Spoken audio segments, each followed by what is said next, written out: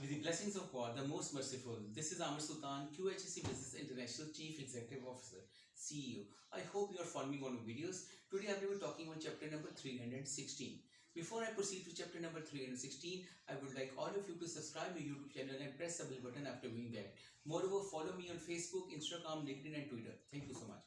Chapter number 316 is about HSC risk assessment. HSC risk assessment with respect to health and safety risk assessment. I will tell you today about that, how it is done.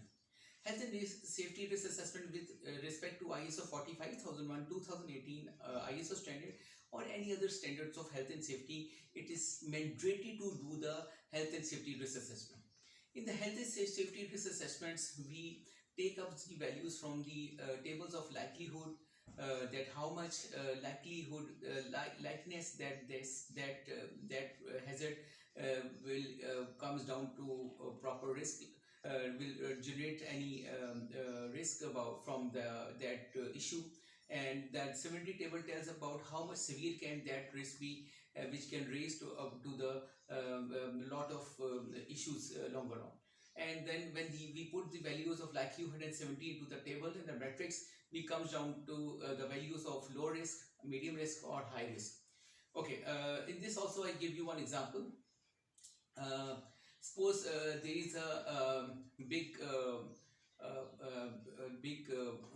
farmhouse, farm, in which like a lot of things, like uh, there's a farmhouse, there is a cattle field, there is different animals and different production is also going on, and there is milk processing is also going on, and there are a lot of things going on over there.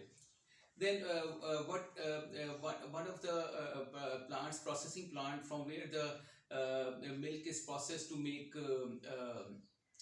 like for example butter and other things, we see that in the farm, that one machine is doesn't have a proper guard, and they don't have a proper maintenance plan, and there's lot of leakages, and there are a lot of police working in that machine, which are exposed to the which doesn't have a guard, which are exposed and working, and people are working nearby. Then what happened? When we calculate that of big processing plant health and safety risk, it comes down to be, for example, likelihood that incident can happen. There are a lot of chances that incident can happen, and the severity of that incident can be that the people can get into the hospital. So if the persons get into connect with the police, which are working in the that machine, big processing plant, they can have their hand inside that, and they can have injury in that. So when we put these values of likelihood and severity into the matrix, the hazard come down to be high risk, and high risk comes down that that machine need to have proper control measures, so that that farmhouse and that the processing plant present in the farmhouse remains functional and appropriate. So what happens?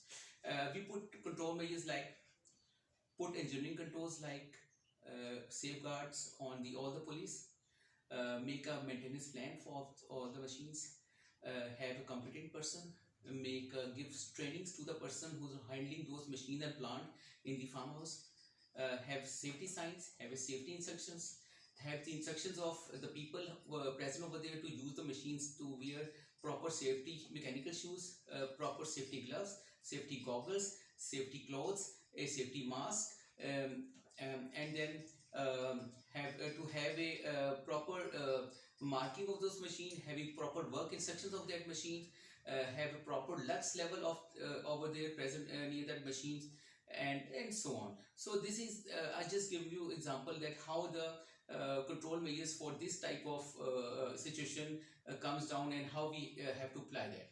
When these control measures are applied, and after that when we will check the risk level of this situation, it may comes down to low, or even there are chances that that risk can be finished on. So in this way we control the risk of the health and safety risk. For example, I just given you, in this way the each risk is calculated appropriately and completely.